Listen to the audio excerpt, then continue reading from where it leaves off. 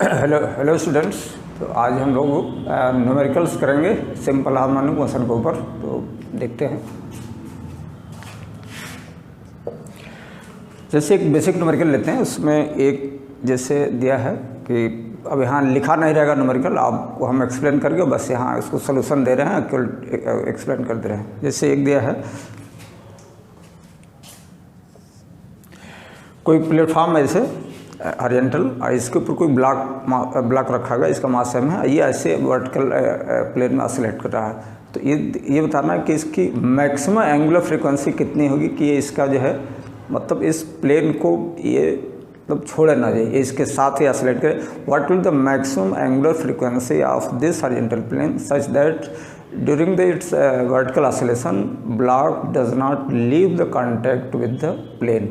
तो इसके लिए क्या करेंगे कि जैसे अगर इसको हम ऑसिलेट करते हैं तो क्या होगा कि इससे जब ये हाईएस्ट पोजीशन पर रहेगा, जब ये आने की पोजीशन में होगा, उस समय क्या होगा कि ये मतलब कांटेक्ट छोड़ेगा। तो इसके लिए क्या करते हैं कि जिस समय ये नीचे आ रहा होगा हाईएस्ट पोजीशन से, और उस समय क्या होगा कि ये ब्लॉक जैसे जब कांटेक्ट छोड़ेगा तो यहाँ का नॉर्मल रिएक्शन जीरो हो जाएगा।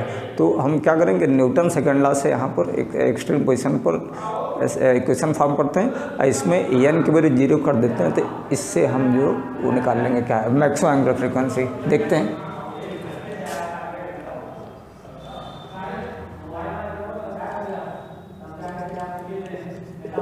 जैसे दिया है कि ये हॉरिजॉन्टल प्लेन है, ये ऑसिलेट कर रहा है, जब एम्पलीट्यूड ए पर है यहाँ पर,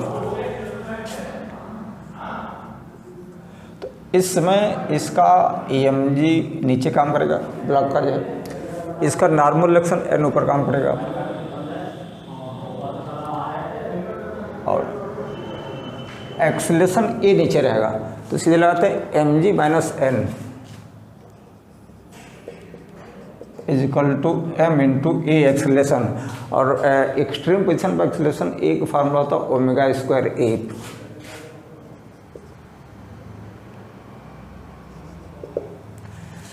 तो एक्सट्रीम पोजीशन पर जब कांटेक्ट छोड़ेगा तो n की वैल्यू जीरो कर लेंगे। So mg is equal to m से हम कैंसिल करिए, यहाँ से a को नीचे लाते हैं। सो ओमेगा की वैल्यू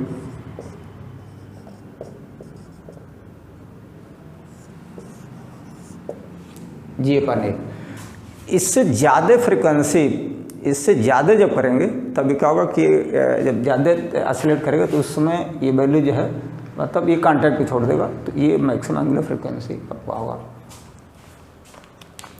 ठीक है। तो इसमें हम लोग बेसिक क्या देखें कि अगर इसमें दो तरह के प्रॉब्लम्स हो सकते हैं। जैसे एक पूछ लेता है कि इसकी मैक्सिमम एंगुलर फ्रीक्वेंसी कितनी होगी, कांटेक्ट ना छोड़े, और इसी को दूसरे तरीके से पूछ लेता है कि इसका जैसे एम्पलीट्यूड अगर हम चेंज करते जाते हैं और एंगुलर फ्रीक्वेंसी सेम रखते हैं तो उस केस में ये भी पूछ लेता है कि इसका मैक्सिमम एम्पलीट्यूड कितना होगा, angular frequency remaining the same so that it does not leave the contact with the plane. तो सेम यही चीज़ रहेगा। इसमें क्या करें कि यहाँ से ए की वैल्यू G/ओमेगा स्क्वायर, तो सेकेंड आपका हो जाएगा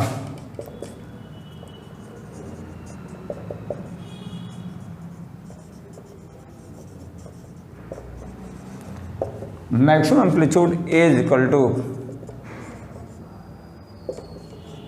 G/ओमेगा स्क्वायर। ये दो न्यूमेरिकल इससे आपके आ गए। अब हम आते हैं नेक्स्ट।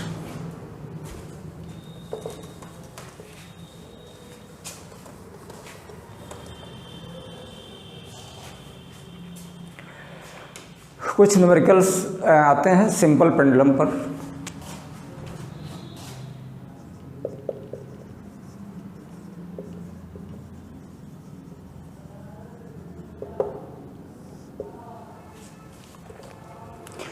जैसे दिया है कि अगर कोई पेंडुलम अगर है जिसका लेंथ L है और इसको हम ऑसिलेट करा रहे हैं तो इसके टाइम पीरियड का फार्मूला होता है T = 2π√L/G।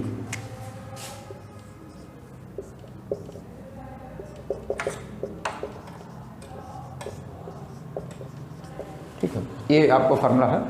तो इसमें ग्राफ से रिलेटेड क्वेश्चन जैसे है टाइम पीरियड और लेंथ, यानी अगर पेंडुलम का लेंथ हम वेरी करते हैं, इसका टाइम पीरियड मेजर करते हैं, तो लेंथ और टाइम पीरियड में ग्राफ से रिलेटेड क्या क्वेश्चन हो सकते हैं। जैसे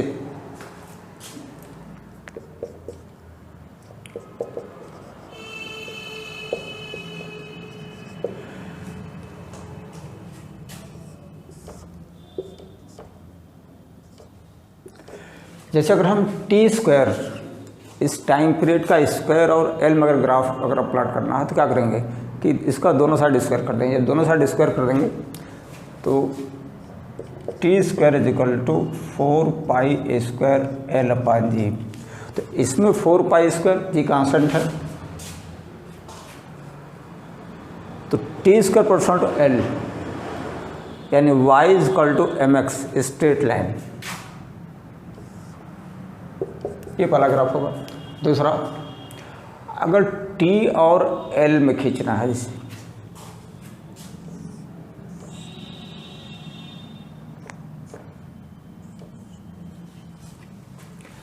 तो t और l में अगर खींचते हैं तो इसमें इसको अगर y एक्सिस पे लेते हैं और l को x एक्सिस पर, इसको हम इस साइड लिख रहे हैं।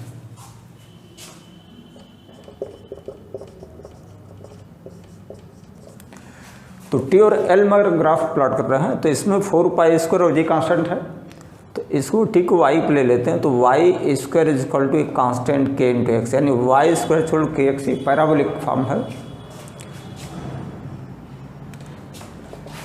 Y square is equal to K X.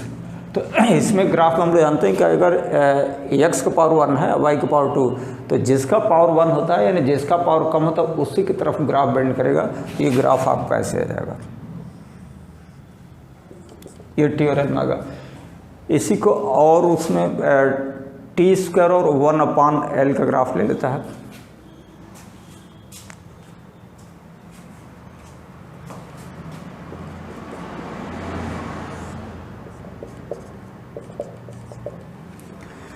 तो इस इक्वेशन में टी स्क्वायर को वाई एक्सिस पे ले लेते हैं और 1 अपान एल, यानी अगर इसको हम लिख सकते हैं T square is equal to, इसको के लिख लें और 1 अपान एल को अगर एक्स लिखते हैं तो यहाँ से एल की वैल्यू 1 अपान एक्स हो जाएगी, एल की जगह 1 अपान एक्स हो जाएगा। तो अब ये y इज इक्वल टू के अपान एक्स रेक्टेंगुलर हाइपरबोला, ऐसा ग्राफ बनेगा।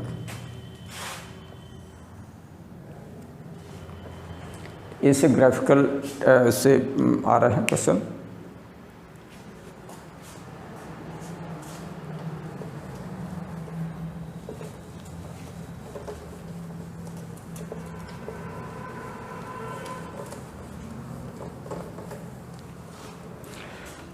थर्ड क्वेश्चन, जैसे थ्योरेटिकल क्वेश्चन आप देखेंगे एससी वर्मा में जो ऑब्जेक्टिव सेकंड दिया है उसमें एक न्यूमेरिकल दिया है कि अगर कोई जैसे पार्टिकल है, इसको किसी हाइट से ये छोड़ा गया, तो इसको एक बार अर्थ के ऊपर h हाइट से अगर छोड़ रहे हैं तो मान लीजिए अगर नीचे गिर रहा तो h डिस्टेंस फ्रीली फॉल अगर करता है तो इसका टाइम हम जैसे पेंडुलम क्लॉक, जैसे आपको जो टाइम जो मेजर करो पेंडुलम क्लॉक है, तो पेंडुलम क्लॉक से अगर इसका टाइम मेजर करते हैं यहाँ पर, ठीक, तो अगर h हाइट यानी h डिस्टेंस वर्टिकली अगर फॉल कर रहा है तो इसका टाइम मेजर करते हैं वो मान लीजिए t1 अगर है, ठीक।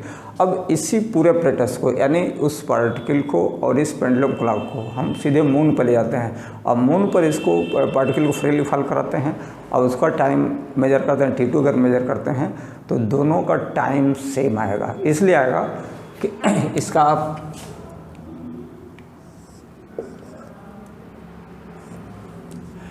अगर अर्थ पर हम जैसे अगर इसको रिलीज करते हैं साइड से तो इसको यहाँ से यहाँ तक आने में जो टाइम है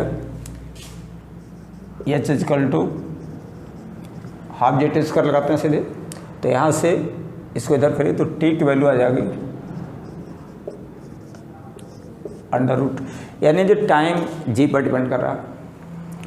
अब ये जी अगर पेंडुलम क्लॉक से अगर टाइम पीरियड मेजर करते हैं तो इसका टाइम पीरियड का फार्मूला होता है 2 pi under root L upon G. तो इसका मतलब कि एल तो सेम रहेगा, तो अगर हम मून पर जाएंगे तो यहाँ पे जी की वैल्यू g/6 हो रही, यहाँ पर भी जी की वैल्यू g/6 हो रही, तो दोनों अंडर रूट में है, जी दोनों जगह अंडर रूट में है, इसलिए कोई फर्क नहीं होगा। तो जो टाइम यहाँ मेजर करेगा वही टाइम मेजर करेगा, यानी उसका टाइम पीरियड जो है वो आपका सेम रहेगा। ये चीज़ है, ठीक है।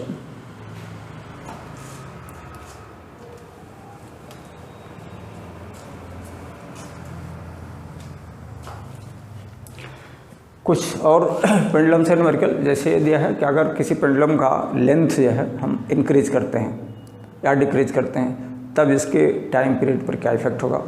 तो एक जैसे है एरर से क्वेश्चन होता है कि 5% से कम अगर इसका लेंथ इंक्रीज करें तब क्या हम स्टेप यूज करेंगे, और अगर 5% से ज़्यादा अगर हम इंक्रीज करते हैं लेंथ में तब हम क्या स्टेप यूज करेंगे। तो इसके लिए फर्स्ट केस कि अगर इसका लेंथ अगर हम मान लीजिए 1% इंक्रीज करते हैं पेंडुलम का तब इसके टाइम पीरियड में कितना चेंज होगा।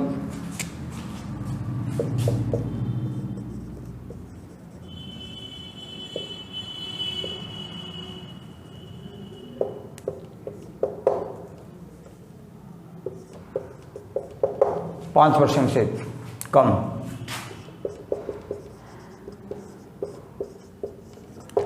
तो 5% से कम के लिए सीधे क्या करते हैं कि इसका पेंडुलम के लिए टाइम पीरियड का फार्मूला लिखेंगे और फिर इसका एरर इक्वेशन। तो एरर इक्वेशन के लिए सीधे डिफरेंशिएशन का स्टेप यूज करते हैं। तो टी का डेल्टा टी अपन T into 100 is equal to G constant है और 2 पाई कांस्टेंट है, कोई एरर नहीं होगा, छोड़ देते हैं। और एल अंडर रूट में तो पावर 1/2, तो इसमें एरर में जो पावर है मल्टीप्लाई हो जाता है तो 1/2 और एल का एरर डेल्टा L/L इंटू 100। अब अगर इसका लेंथ 1% अगर इंक्रीज करते हैं 1%, तो अगर एल बढ़ेगा तो टाइम भी बढ़ेगा।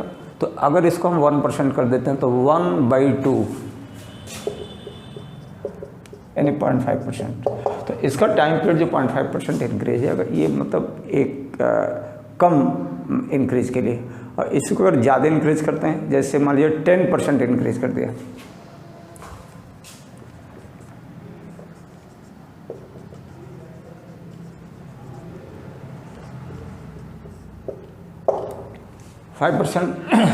से ज़्यादा इंक्रीज कर दिया तब क्या स्टेप लेंगे। तो इस फार्मूले से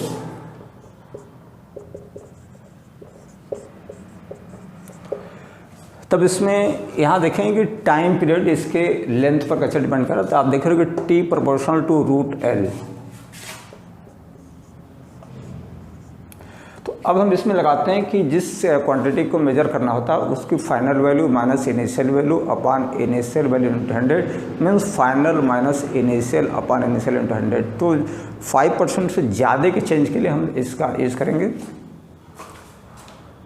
so percentage increase T final minus T initial upon T initial into 100। अब टी परसेंट रूट एल का है तो सब जगह एल लिखेंगे।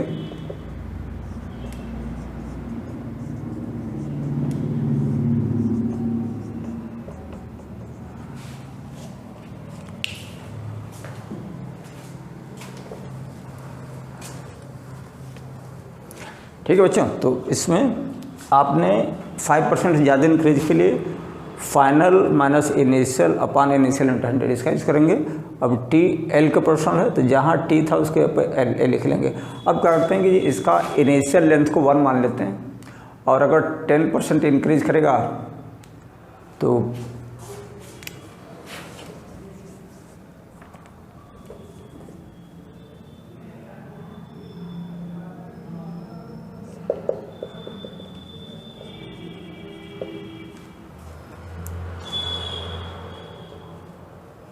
तो 10% नहीं, हम ऐसा करते हैं कि इसका कोई दूसरा डेटा ले लेते हैं। दूसरा डेटा जैसे ले लेते हैं कि जिसका अंडर रूट आसानी से निकाल सके। जैसे मान लीजिए 41.4% ले लेते हैं।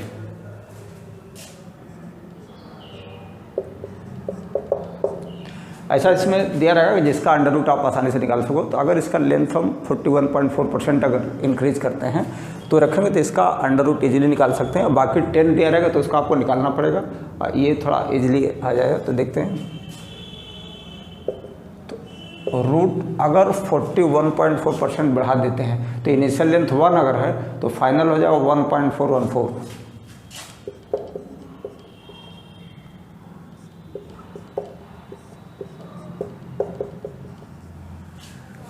अब इसका अंडर रूट आप आसानी से निकाल सकते हैं। तो 1.414 ये √2 होगा, यानी इसकी वैल्यू हो जाएगी लगभग ये थोड़ा 44% दीजिए, 44%। तो 1.44 यानी इसका रूट हो जाए 1.2 माइनस 1/1 × 100 यानी आ जाएगा 20% आपका आंसर आ जाएगा। तो इसमें डेटा ऐसा दिया रहेगा कि जिसका अंडर रूट हम लोग आसानी से निकाल सकें, ये ज़्यादा इंक्रीज के लिए, इसलिए कि आपके फार्मूले में अंडर रूट है। बाकी अगर एक कोई भी दे सकता है, जैसे अगर मान लीजिए 10 ही दे देता है तो आपका 10 का अंडर रूट निकालेंगे तो उसको आपको एक मतलब क्लोज आंसर देखना होगा। तो ऐसा दिया रहता है कि जिसका हम अंडर रूट इजीली निकाल सकें, इस तरीके का।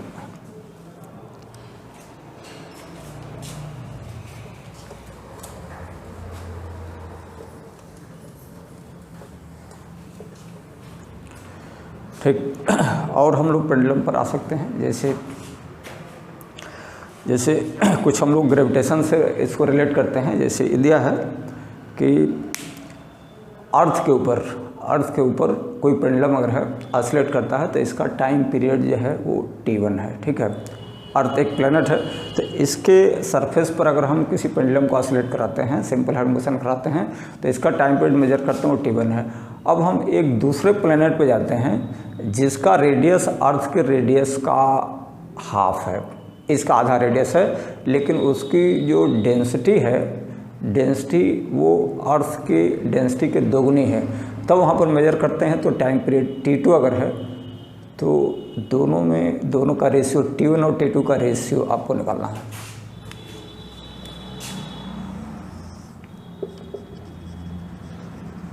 जैसे अर्थ है, रेडियस R, डेंसिटी ρ,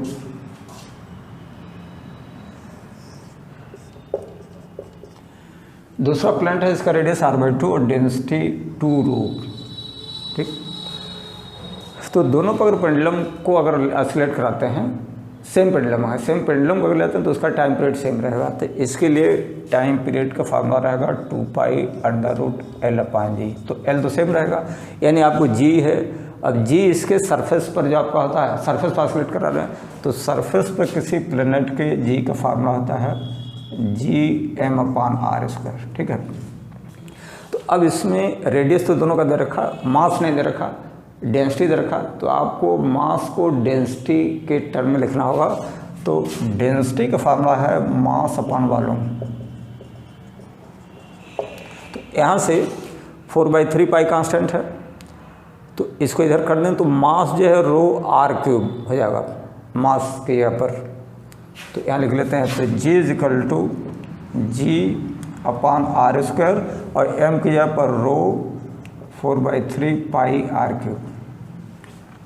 तो देखिए G कांस्टेंट है, रेशियो आपको दोनों प्लेनेट को लेना, G सेम है, 4/3π सेम है, और ये r² से कटेगा r।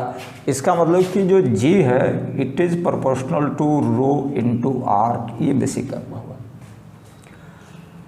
तो यहाँ लिख लेते हैं, सो T प्रोपोर्शनल टू 1/√G है, तो √ρr। अब दोनों का रेशियो निकाल लीजिए। तो T1/T2 = जब इन्वर्स रिलेशन है तो ऊपर चले, यानी ρ2/ρ1 r2/r1, तो under root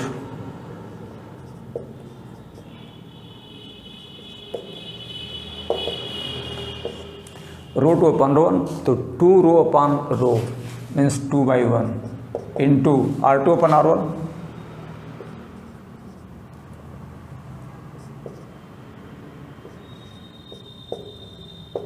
means 1, means time period T1/T2 की वैल्यू 1 आ जाएगी।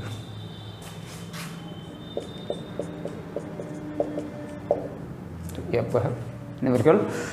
तो इस तरीके के न्यूमेरिकल्स आप जेई वगैरह में, जेई मेंस में और क्या बोलते हैं नीट रूट में आए हैं कि डिफरेंट प्लैनेट्स पर इसका टाइम पीरियड मेजर करता है। तो उसमें कभी डेंसिटी वेरी कर देता है, कभी रेडियस वेरी कर देगा, कभी मास वेरी कर देता है। तो इस तरीके से आपका है। और इसको एक और कंसेप्ट से ले लेते हैं, जैसे कहता है कि अगर कोई एक दूसरा सेम कंसेप्ट पर कहता है कि अगर कोई प्लेनेट है, जैसे अर्थ है, इसके प्लेनेट पर किसी पेंडुलम को हम ऑसिलेट कराते हैं तो इसका टाइम पीरियड T1 है। अब यही प्लेनेट जो सडनली श्रिंक कर जाता है, श्रिंक कर गया, श्रिंक करके इसका रेडियस जो होगा वो 1/4 होगा, ठीक, 1/4 रेडियस होगा। और तब उसी पेंडुलम को इसके ऊपर ऑसिलेट कराते हैं, तब इसका टाइम पीरियड T2 है, तब T1/T2 क्या होगा। तो यहाँ पर ये रहेगा कि अगर कोई प्लैनेट अगर श्रिंक करता है तो इसका मास वही रहेगा, ठीक, मास वही रहेगा, बस क्या होगा, रेडियस कम हो जाएगा। तो वहाँ पर उस G=G/r² से मास सेम रखेंगे और फिर हम आगे बढ़ते हैं।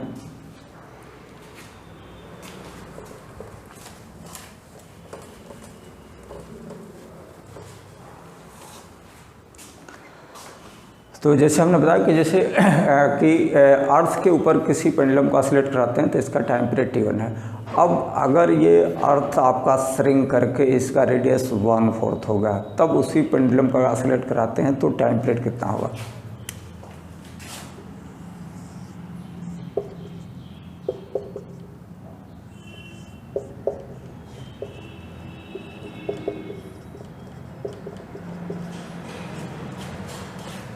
तो आप सीधे क्या करिए, आप दोनों के लिए आप पहले जी का फार्मूला लिखिए, G/r² और सीधे पेंडुलम का टाइम पीरियड लिखिए।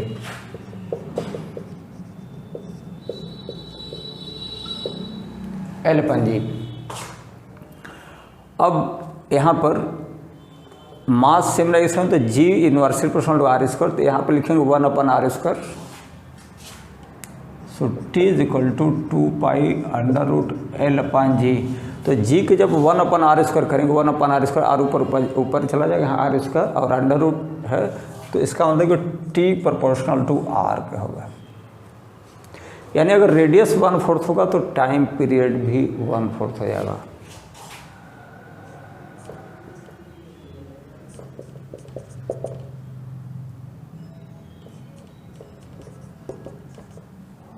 तो आंसर 4/1 होगा, ठीक।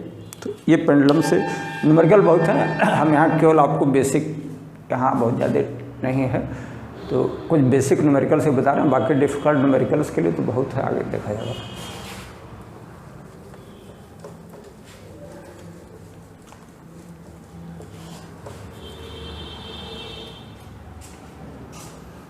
ठीक, और कुछ आते हैं कंसेप्ट।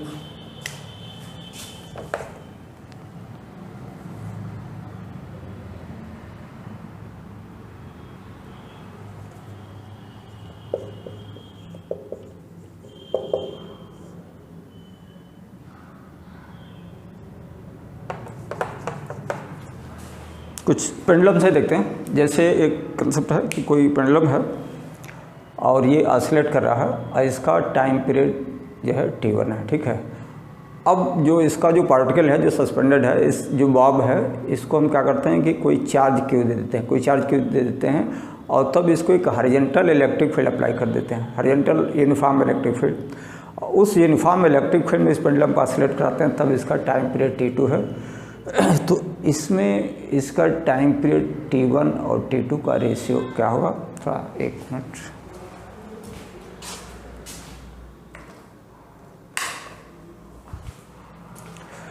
ठीक है बच्चों, तो आपका क्वेश्चन है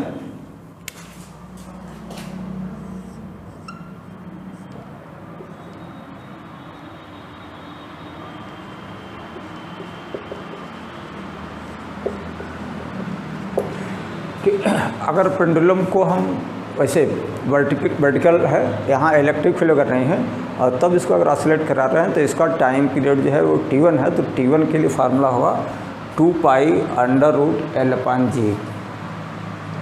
ठीक है। अब इसी पेंडुलम को जो पार्टिकल है जो बॉब सस्पेंडेड है, इसको कोई चार्ज क्यू दे देते हैं और horizontal electric field E apply कर देते हैं।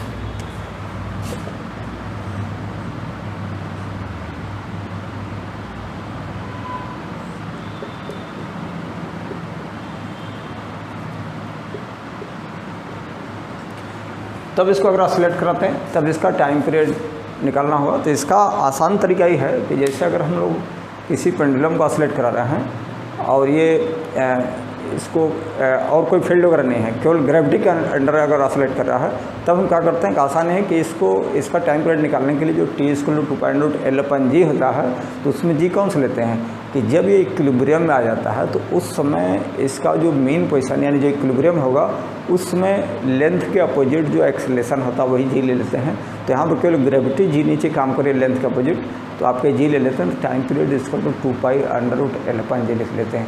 और इस केस में अगर इस पार्टिकल को चार्ज क्यू आपने दे दिया और हॉरिजॉन्टल इलेक्ट्रिक फील्ड अप्लाई करते हैं तो इसके ऊपर EQ फोर्स इधर लगेगा और ग्रेविटी नीचे काम करेगी mg। तो अब इन दोनों का रिजल्टेंट कुछ इधर काम करेगा ऐसे।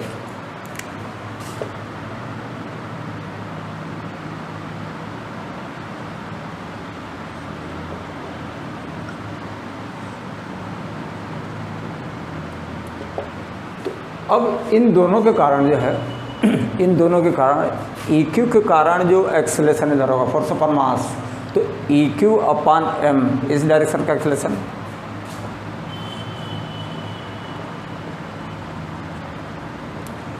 और वर्टिकल एक्सेलरेशन जी आपका है। तो इन दोनों का रिजल्टेंट ले लेते हैं, यही आपका मेन पोजीशन है। यानी इस केस में ये इसका मेन पोजीशन होगा। तो मेन पोजीशन में लेंथ के अपोजिट जो एक्सेलरेशन होगा वो निकाल लेते हैं और तब t = 2π√L/g में रखेंगे।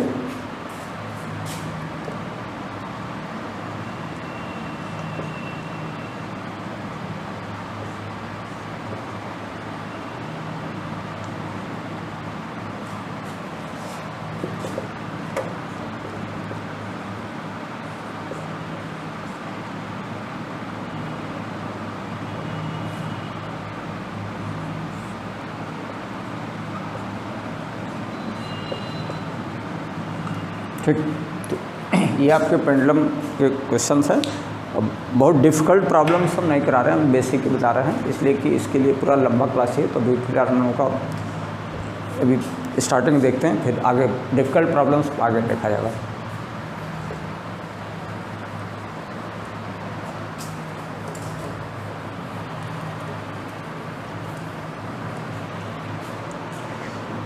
चलिए अब कुछ आते हैं, कुछ न्यूमेरिकल्स हम स्प्रिंग पे देख लेते हैं। स्प्रिंग से कोई मास अगर अटैच्ड है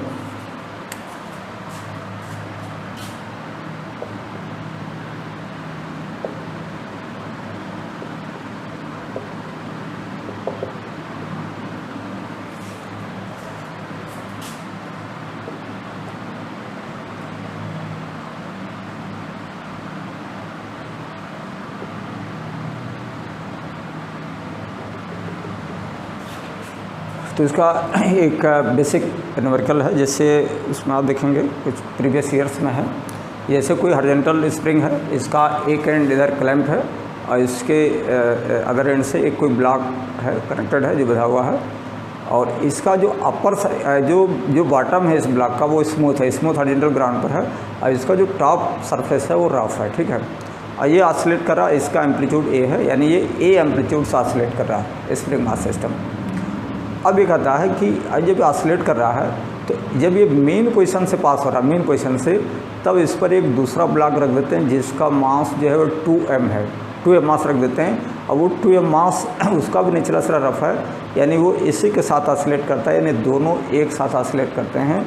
तब पता कि अगर इस 2m मास को रख देते हैं, ये उसी के साथ ऑसिलेट करता है, तो what will the new amplitude of the simple harmonic motion and what will the new frequency of the SHM, ये दो, या angular frequency, knew what will the new angular frequency of the SHM, ये दो चीज़ें हैं।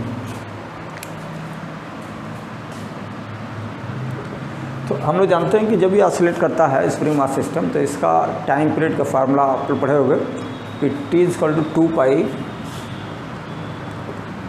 √m/k। ठीक, ये m/k रहता है, और angular frequency 2π/t angular frequency होती है, तो 2π/t इसको इधर कर देंगे, ये आपका है। अब हमको अगर देखना है कि जैसे अगर ये ऑसिलेट कर रहा है तो इसका टाइम पीरियड किस चीज़ पर डिपेंड कर रहा है, जो मास ऑसिलेट कर रहा है और स्प्रिंग कांस्टेंट के ऊपर डिपेंड कर, बाकी कोई फैक्टर्स नहीं है। तो अगर ये ऑसिलेट कर रहा है इसे, जब मेन पोजीशन से पास होगा तो इसके ऊपर जब कोई मास 2m और रख देंगे, तब ये पहले m था और 2m और, यानी टोटल 3m ऑसिलेट कर रहा है, और स्प्रिंग कांस्टेंट वही है। तो अब इसका न्यू टाइम पीरियड जो आपका होगा √3 में अपन के, और पहले ये था, इसका मतलब √3 टाइम्स होगा न्यू, जो इसका जो पहले का √3 टाइम्स। ठीक है, अब हम वो करेंगे, क्या बोलते हैं, एंगुलर फ्रीक्वेंसी। अरे एंगुलर फ्रीक्वेंसी हो जाएगी, एम्पलीट्यूड निकालने के लिए आपको वो जाना होगा कि जब ये मेन पोजीशन से पास हो रहा है और उस समय इस ब्लॉक के ऊपर जब रख रहे हैं तो उस समय मेन पोजीशन पे स्पीड सबसे ज़्यादा होती है सिस्टम की। तो v equal to omega A, यानी मैक्सिमम स्पीड v का फार्मूला था ओमेगा ए। तो इससे हम यूज़ करके निकालेंगे। तो जब मेन पोजीशन से पास हो रहा होगा तो उसमें पहले सिंगल ब्लॉक था, और जब इसके ऊपर रख देंगे तब क्या होगा कि अब लगाएंगे कंजर्वेशन ऑफ मोमेंटम। ठीक, इसलिए कि इनमें दोनों के बीच एक्सटर्नल फोर्स आपका जीरो रहेगा, तो केवल मोमेंटम कंजर्वेशन लगाएंगे। तो कंजर्वेशन ऑफ मोमेंटम से इसका रखने के बाद से इसकी स्पीड क्या होगी, यानी न्यू मैक्सिमम स्पीड क्या होगी।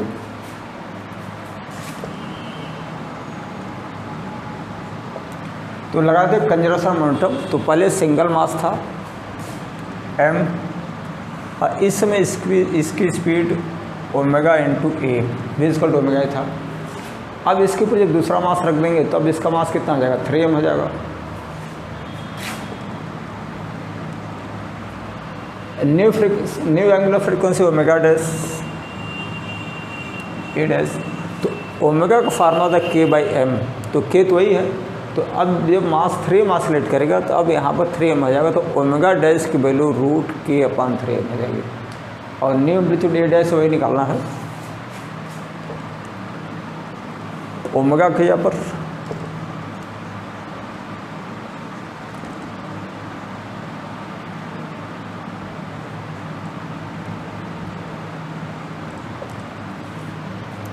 तो सारी चीज़ें कट जाएंगी, यहाँ √3 आ जाएगा, means A dash is equal to a/√3।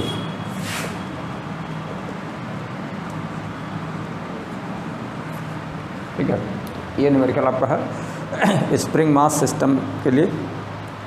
और आगे बढ़ते हैं स्प्रिंग मास सिस्टम से।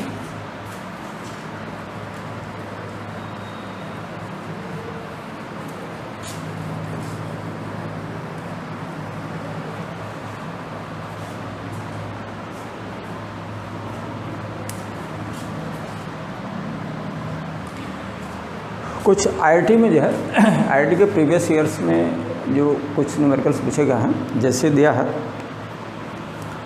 कि दो स्प्रिंग हैं डिफरेंट, जैसे एक का स्प्रिंग कांस्टेंट K1 फर्स्ट का और दूसरे का K2, spring constant K1 K2 दिया हुआ है, और दोनों सीरीज में कनेक्टेड हैं, जिसका एक एंड किसी वर्टिकल वाल से अटैच है और दूसरे एंड से कोई मास m जो है कनेक्टेड है, और ये a एम्पलीट्यूड से ऑसिलेट कर रहा है इसे पूरा।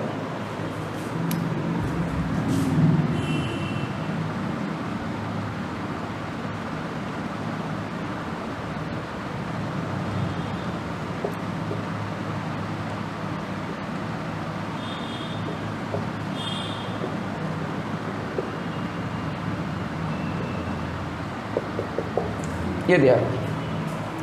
तो कहता है कि अगर टोटल यानी मास m का एम्पलीट्यूड a अगर है, इसका मतलब ये होगा कि ये दोनों स्प्रिंग सीरीज में है। तो ये कहता है कि जो पॉइंट P है, P का maximum amplitude what with the amplitude of point P, यानी P का मैक्सिमम एक्सटेंशन कितना होगा, या कह सकते हैं कि जो पहला जो स्प्रिंग है उसका मैक्सिमम एक्सटेंशन कितना होगा, या एम्पलीट्यूड पॉइंट P का एम्पलीट्यूड कितना होगा, ये चीज़ आपको निकालना है।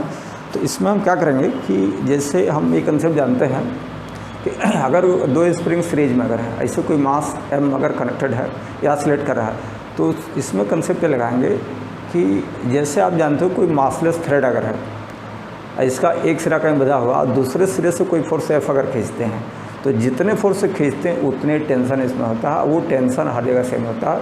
मतलब मासलेस थ्रेड में अगर हम इसमें कहीं कोई टेंशन क्रिएट करते हैं तो वो टेंशन हर पॉइंट पर सेम रहता है। इसी तरीके से अगर दोनों स्प्रिंग अगर सीरीज में अगर इसको हम खींच रहे हैं, ऑसिलेट कर रहा है, तो इसमें जो टेंशन होगा, टेंशन कौन होगा, रीस्टोरिंग फोर्स होता है। तो जो रीस्टोरिंग फोर्स इसमें हर जगह होगा वो हर जगह सेम रहेगा। एक कंसेप्ट यूज करेंगे इसलिए कि जो रेस्टोरिंग फोर्स है वही टेंशन के बराबर होगा। तो इस पूरे स्प्रिंग्स में, इस पूरे लाइन पर, यानी दोनों सीरीज में, तो हर पॉइंट पर रेस्टोरिंग फोर्स की वैल्यू इक्वल होगी। इससे हम एक कंसेप्ट ले लेंगे।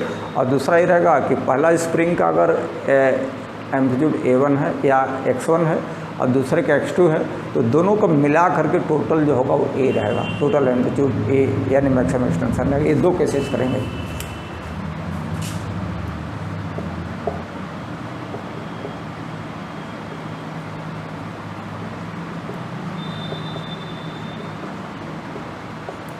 ये पहला बनेगा। और दूसरा, रेस्टोरिंग फोर्स की वैल्यू हर जगह सेम रहेगी। तो यहाँ का रहेगा, अगर इसका X1 है तो K1 X1, यहाँ जा K2 X2,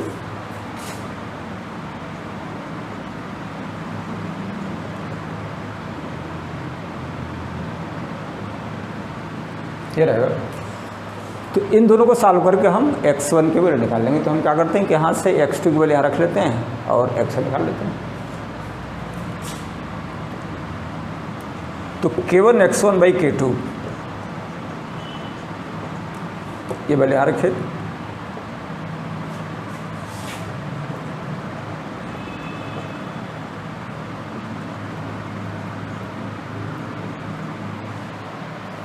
X1 कॉमन ले लीजिए।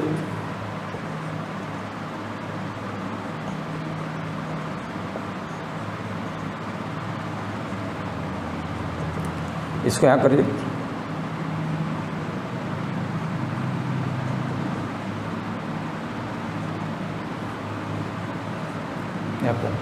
तो इसमें दो पॉइंट हुआ कि अगर दो स्प्रिंग सीरीज में अगर हैं, दो या जितने भी स्प्रिंग सीरीज में है, क्या पॉइंट क्या चीज़ होगी, आपका थ्योरेटिकल भी है कि अगर दो स्प्रिंग सीरीज में अगर हैं, जो अगर ऑसिलेट कर रहा है, तो सबसे फर्स्ट पॉइंट होगा कि इसमें हर पॉइंट पर रेस्टोरिंग फोर्स की वैल्यू सेम रहेगी, एक पॉइंट होगा। दूसरा पॉइंट, पहले का एक्सटेंशन और दूसरे का एक्सटेंशन मिल करके टोटल एक्सटेंशन के बराबर होगा। ये दो चीज़ें होंगी। फिर इससे हम लोग निकाल लेते हैं। इससे और क्या क्या चीज़ है कि स्प्रिंग अगर दो स्प्रिंग सीरीज में है, तो इससे आपको मिल जाएगा कि इसका इक्विवेलेंट स्प्रिंग कांस्टेंट जो K होता है, वो एक तरीके से कैपेसिटर के इक्विवेलेंट को फॉलो करता है। ये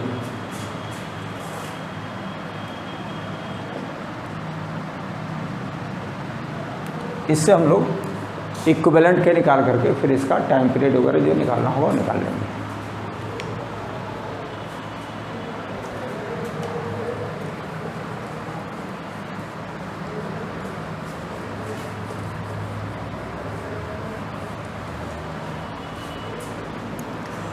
ठीक, कुछ हम एक थोड़ा सा आगे बढ़ते हैं। जैसे स्प्रिंग मास सिस्टम में ही अभी तक हम लोग जो बेसिक ये जानते हैं कि अगर कोई स्प्रिंग है, सिंगल स्प्रिंग, इसका स्प्रिंग कांस्टेंट K है और ये मासलेस स्प्रिंग है, और तब इससे कोई मास M अगर कनेक्टेड है और ये ऑसिलेट करा, तो इसका टाइम पीरियड का फार्मूला पढ़ते हैं, T=2π√m/K। ठीक है। अब इसमें कुछ जो आप पीछे बुक्स वगैरह आप देखेंगे, पुरानी जो बुकें हैं, तो उसमें कुछ जगह है कि अगर ये स्प्रिंग का भी मास दे रखा है, यानी स्प्रिंग मासलेस नहीं है, मास अगर दिया है और तब इससे कोई मास, कोई दूसरा मास अगर कनेक्ट ऑसिलेट कर रहा है, तो अगर स्प्रिंग मास है, स्प्रिंग का मास है, तब इसका टाइम पीरियड कैसे निकालेंगे। तो इसके लिए फिर हमको एनर्जी इक्वेशन से आना होता है। एनर्जी इक्वेशन से इसका इक्विवेलेंट मास निकालेंगे और फिर हम कोई टाइम पीरियड वाले फार्मूले पर आते हैं। देखते हैं।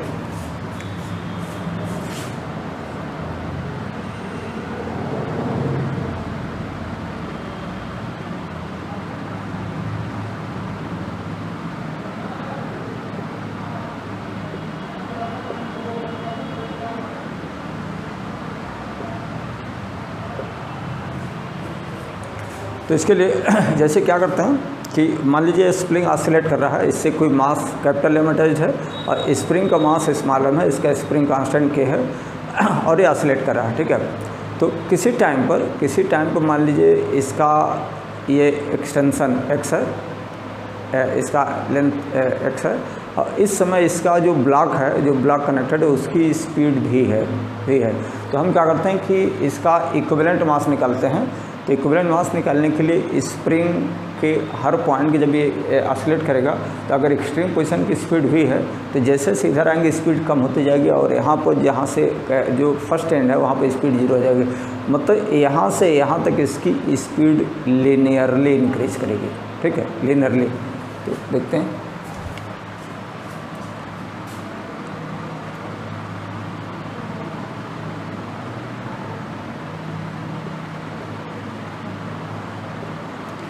इसका अगर लेंथ L मान लेते हैं, L स्पीड भी है,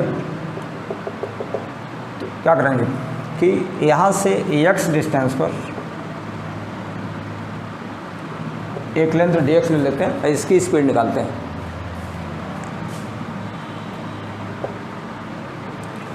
तो अगर यहाँ स्पीड भी अगर है तो यूनिट लेंथ की स्पीड है v/L।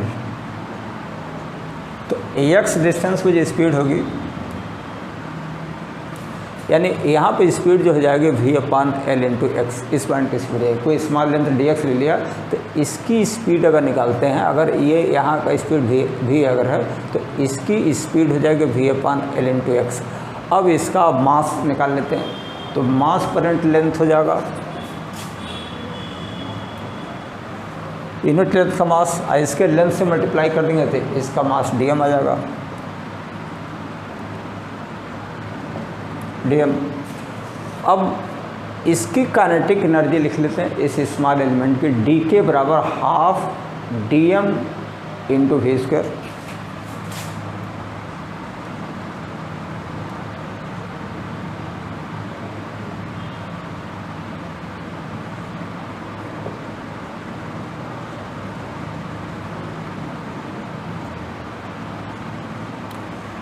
dm की एप्लीकेशन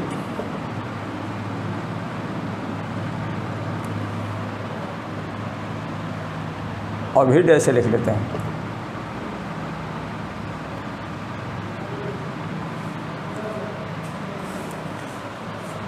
तो v स्क्वायर कांस्टेंट है, यहाँ L क्यूब हो जाएगा, हाफ रहेगा और m रहेगा, और इंटीग्रेट कर देते हैं इसको। कहाँ से कहाँ तक इंटीग्रेट करेंगे, x की वैल्यू 0 से L तक, पूरे की एनर्जी आपको निकालनी है, काइनेटिक एनर्जी। तो सीधे ये सारी चीज़ें कांस्टेंट होगी, x स्क्वायर को इंटीग्रेट करेंगे तो x³ by 3 यहाँ पर,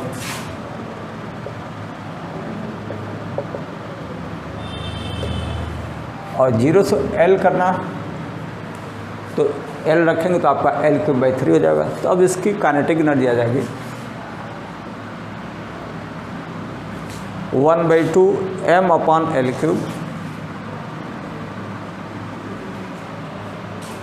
v स्क्वायर। इसका हो जाएगा x³ by 3 यानी L³ by 3।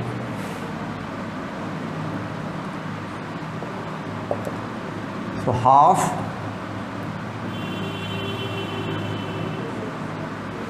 इसका मतलब है कि अगर हम लोग इसका इक्विवेलेंट मास अगर देखें, यानी इस स्प्रिंग का हम पूरे सिस्टम की अगर काइनेटिक एनर्जी बात करें तो इसकी एनर्जी हो जाएगी हाफ m v स्क्वायर, इसका हाफ m/3 v स्क्वायर। मतलब इसका इक्विवेलेंट मास जो होगा पॉइंट मास आ सके, यानी पूरा स्प्रिंग का मास अगर एक पॉइंट मास की तरह से बिहेव करता है तो इसका इक्विवेलेंट मास कितना हो जाएगा m/3।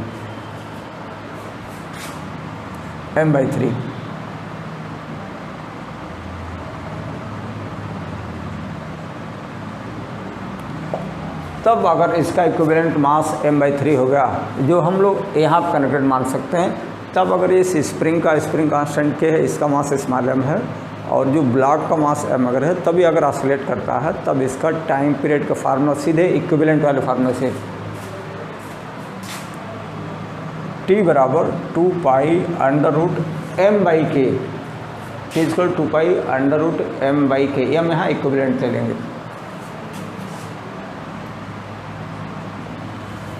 कैपिटल M और प्लस इसका m/3।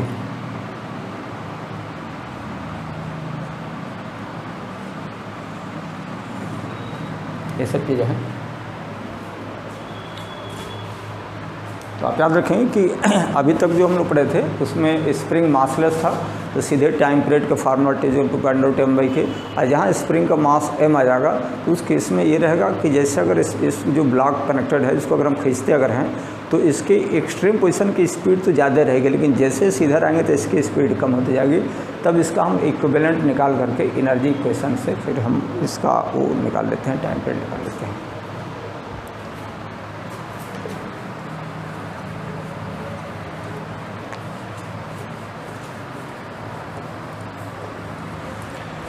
कुछ और थोड़ा सा और डिफ़िकल्ट बातें हैं, जैसे ये दिया है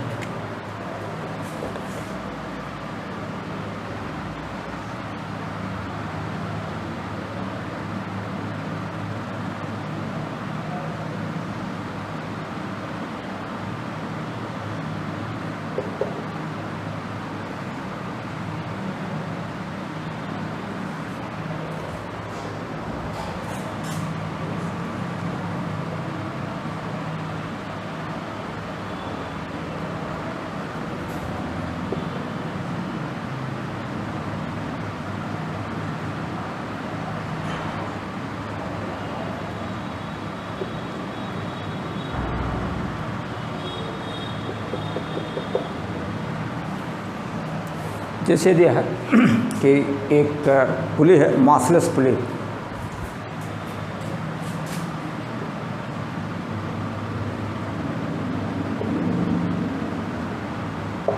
मासलेस पुली है और इसका सेंटर है एक वर्टिकल स्प्रिंग से सस्पेंडेड है, मतलब ये पुली ऊपर नीचे मूव कर सकती है और इसके ऊपर से एक थ्रेड पास हो रही है, इस थ्रेड से कोई मास m इधर सस्पेंडेड है, ये आपका है।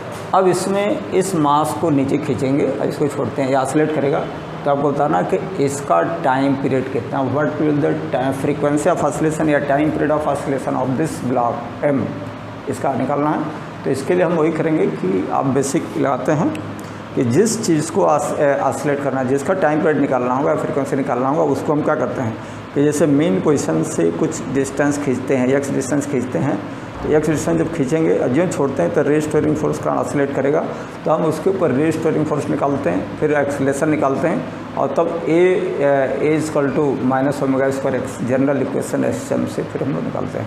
तो यहाँ पर अगर इसको x नीचे अगर खींचते हैं,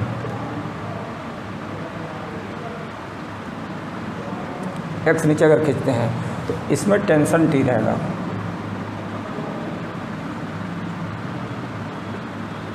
ठीक।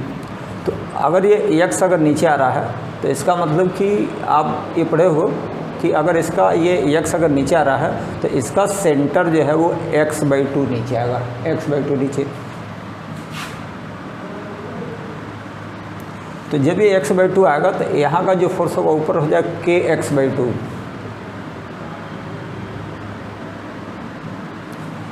अब ये kx/2 इन दोनों से बैलेंस होगा, t + t 2t।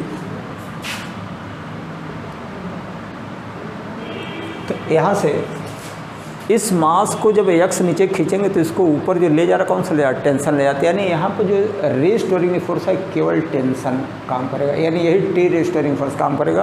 तो यहाँ से टी की वैल्यू आ जाएगी kx/4 और माइनस लगा देंगे, माइनस इसलिए है कि वो x के अपोजिट है इसलिए माइनस लगा देंगे। तो रेस्टोरिंग फोर्स टेंशन टी जो होगा वो -kx/4। अब इसका अगर एक्सेलेरेशन a अगर है तो यही न्यूटन सेकंड लॉ से F = मास इंटू एक्सेलेरेशन, तो यही बराबर मास इंटू एक्सेलेरेशन। यहाँ से m को नीचे कर लेते हैं, ठीक है।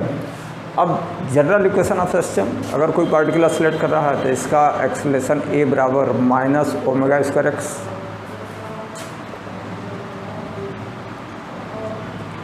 दोनों को इक्वेट करिए, इक्वेट कर लेते हैं तो दोनों का लेफ्ट साइड इक्वल है तो राइट साइड इक्वल करिए, तो ये चीज़ ओमेगा² के बराबर हो गई।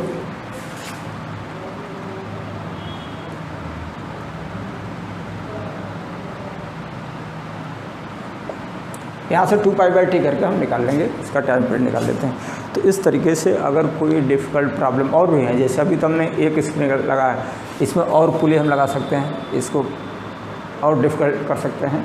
तो एक बेसिक आपका ये है। ठीक, थैंक यू।